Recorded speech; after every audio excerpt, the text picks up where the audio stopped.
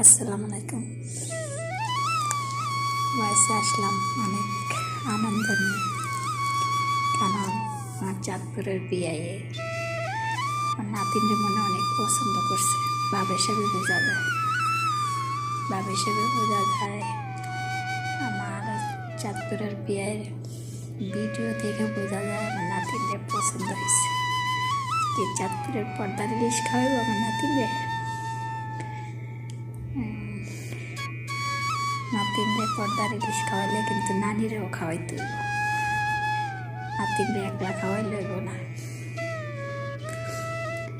তাই চাঁদপুরের বিয়ের উদ্দেশ্যে বলতেছি, বিয়ে তো অনেক সেরকম হয়ে গেছে, আর বিয়ে অনেক নিষ্ঠুর, অনেক কাফির।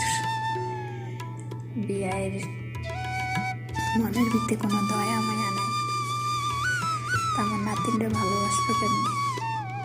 বিয়ের উদ্দেশ্যে তো বলতেছি, আমার নাতিনরে কীভাবে রাখবো?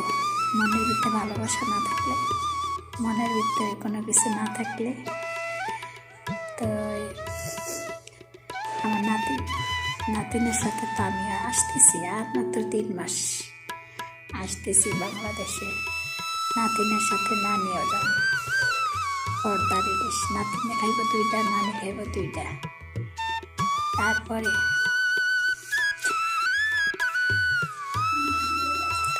বিয়ে রে পালকি দিয়া চাঁদপুর থেকে ঢাকা নিয়ে আসুন। ওকে, বিয়ে ভালো থাকবেন। জানি না আপনি কেমন আছেন, কিন্তু আপনার অনেক কষ্টের ভিডিওগুলো দেখতেছি। জানি না আপনি ভালো আছেন কি না। ভালো থাকবেন, দোয়া করি। তো নানি শাশুর উদ্দেশ্যে কিছু বললেন, ঠিক আছে?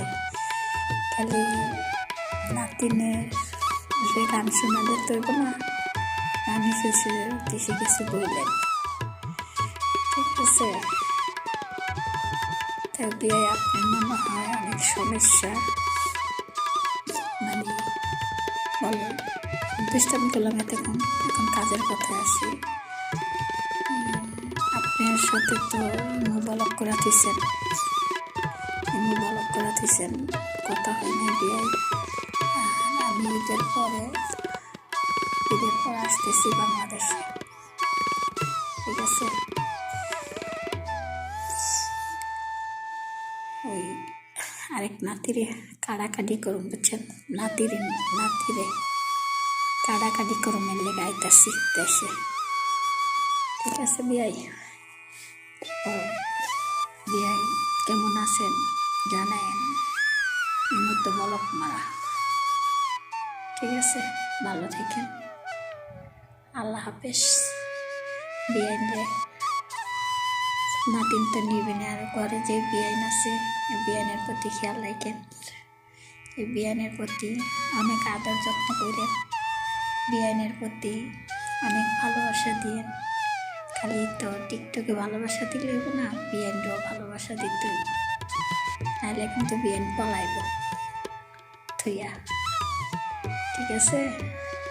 আর আসতেছে আল্লাহ দিলে ঈদের পরে চাঁদপুরের বড় ইলিশ তো খামই, নাতিন জামাইয়ের হাতে চাঁদপুরের বড় ইলিশ, ঠান্ডা ইলিশ খাম।